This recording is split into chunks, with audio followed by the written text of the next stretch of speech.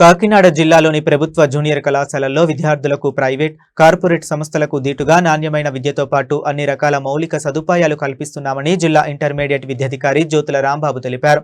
జిల్లా పరిధిలోని 14 ప్రభుత్వ జూనియర్ కళాశాలలతో పాటు ఎయిడెడ్ కళాశాలలను క్షేత్రస్థాయిలో పరిశీలించి తనిఖీలు చేపట్టిన అనంతరం మాట్లాడిన ప్రతిభకు ప్రోత్సాహం, సంక్షేమ పథకాల అమలు విద్యార్థులను ప్రోత్సహించడంలోనూ, నిరుపేదలకు ఆర్థికంగా చేయూతనందించడంలోనూ ప్రభుత్వం ముందుందని రాంబాబు పేర్కొన్నారు. ప్రతిభావంతులైన విద్యార్థులను ప్రోత్సహించేందుకు షైనింగ్ స్టార్ కార్యక్రమం ద్వారా ఒక్కో విద్యార్థికి 20,000 చొప్పున మొత్తం 7.20 లక్షల పారితోషికాన్ని ప్రభుత్వం అందించినట్లు చెప్పారు.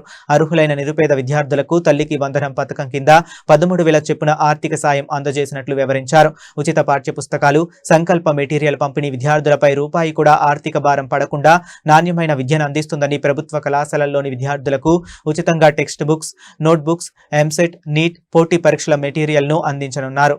అందరికీ నమస్కారం అండి. ముఖ్యంగా కాకినాడ జిల్లా ఇంటర్మీడియట్ విద్యాధికారిగా జ్యోతుల రాంబాబుని మాట్లాడుతూ, కాకినాడలో ప్రధానంగా 14 గవర్నమెంట్ జూనియర్ కాలేజీలు ఉన్నాయి.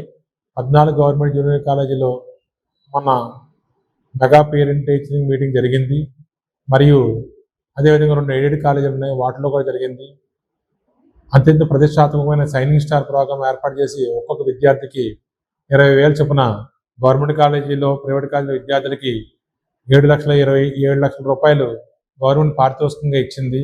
అదేవిధంగా తల్లికి వందనం ప్రోగ్రాంలో నిరుపేద విద్యార్థులకు ఒక్కొక్కరికి 13,000 ఇవ్వడం జరిగింది. దీంట్లో భాగంగా నేను 14 కాలేజీలు పర్యటించాను. అందులో ప్రధానంగా పుస్తకాలు, టెక్స్ట్ బుక్స్, నోట్ బుక్స్ మరియు ఎంసెట్ నీట్ మెటీరియల్ సరిగా సప్లై చేశారా లేదా, అదేవిధంగా డొక్కా సీతం మధ్యాహ్న భోజన పథకం సక్రమంగా అమలు జరుగుతుందా లేదా పరిశీలించాను. అన్నీ సంతృప్తికరంగా ఉన్నాయి. ఇవే కాకుండా ప్రతి కాలేజీలో వాటర్ మనకి ఆర్ఓ ప్లాంట్లు ఉన్నాయి. ఆర్ఓ ప్లాంట్ సరిగా సక్రమంగా పనిచేసేట్లు అందరికీ సక్రమంగా